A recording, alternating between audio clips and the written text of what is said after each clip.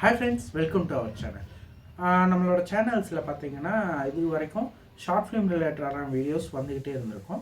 So அந்த மாதிரியான short film எடுக்கிறதுக்கு எனக்கு எங்கேருந்து பேசிக்காக ஒரு script writing knowledge and acting நாலேஜஸ்லாம் எங்கேருந்து வந்தது அப்படின்றதுக்கான ஒரு வீடியோ தான் இது.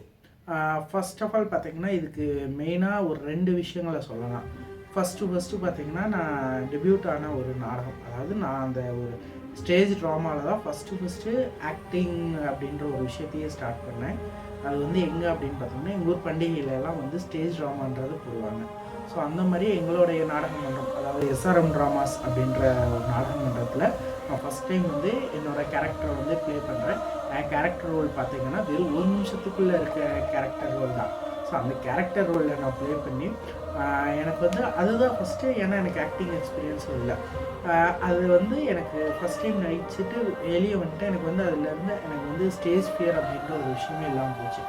ஸோ அதை தொடர்ந்து பார்த்திங்கன்னா ஒரு 2-3 மாதத்துலேயே எனக்கு வந்து அடுத்த ஒரு டாஸ்க்காக வந்தது. எங்கள் காலேஜில் ட்ராமா காம்படிஷன் அப்படின்ற ஒன்று வந்து கண்டக்ட் பண்ணுறாங்க. அது பார்த்திங்கன்னா எஸ்பெஷலி எங்களோட ஹிஸ்ட்ரி டிபார்ட்மெண்ட்டுக்கு தான். ஸோ ஹிஸ்ட்ரி டிபார்ட்மெண்ட் அப்படின்றப்ப நாங்கள் ஏதாச்சும் பண்ணணுமேனு யோசித்தோம். எங்களுக்குன்னு பார்த்திங்கன்னா ஒரு டீம் வந்து க்ரியேட் பண்ணோம். அந்த டீமில் யாருமே வந்து வெல் எக்ஸ்பீரியன்ஸ்டான வந்து ஆக்டர்ஸோ இல்லை ஸ்கிரிப்ட் ரைட்டர்ஸ் இல்லை யாருமே வந்து எக்ஸ்பீரியன்ஸ்டு காய்ஸே கிடையாது. எங்களோட அந்த டீமை பார்த்துட்டு மேமுங்க எல்லாருமே சொன்ன விஷயம் என்ன தெரியுமா? ஏண்டா எல்லாருமே இப்போ தான் நடிக்க போகிறேன்னு சொல்கிறீங்க, இப்போ தான் ஸ்கிரிப்ட் ரைட்டிங்கும் இன்னும் எதுவுமே தெரியாதுன்னு சொல்கிறீங்க, எப்படிடா நீங்கள் பண்ண போகிறீங்க?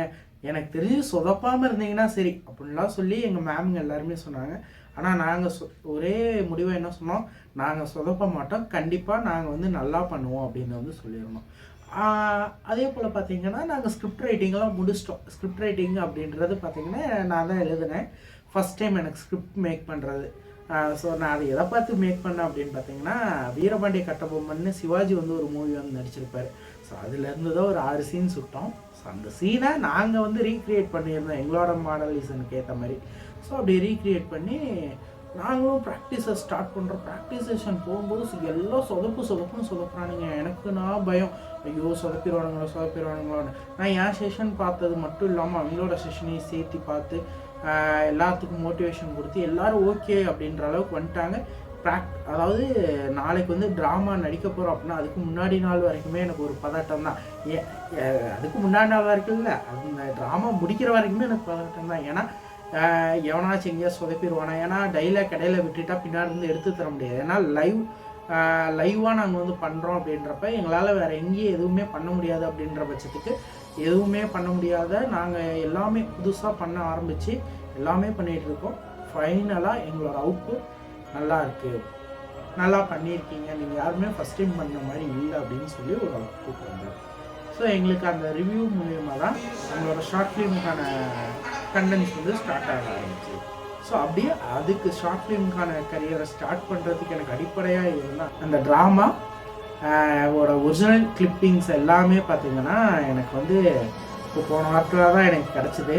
ஸோ அந்த கிளிப்பிங்ஸ் எல்லாம் பார்க்குறப்ப எனக்கு இதெல்லாம் வந்து உங்கள்கிட்ட ஷேர் பண்ணணும் அப்படின்னு தோணுச்சு. ஸோ அந்த வீடியோஸோட ஒரிஜினல் கிளிப்பிங்ஸ் எல்லாமே நான் அடுத்தடுத்த வீடியோஸில் போஸ்ட் பண்ணுறேன். பார்த்துட்டு எனக்கு மட்டும் இல்லாமல் என்னோடய டீமுக்கும் அவங்க ஆக்ட் பண்ணியிருந்த விதத்தையும் நீங்கள் வந்து கமெண்ட் மூலயமா எங்களுக்கு ரிவ்யூ தரணும். ஓகேவா? தேங்க்யூ ஃபார் வாட்சிங். பாய்.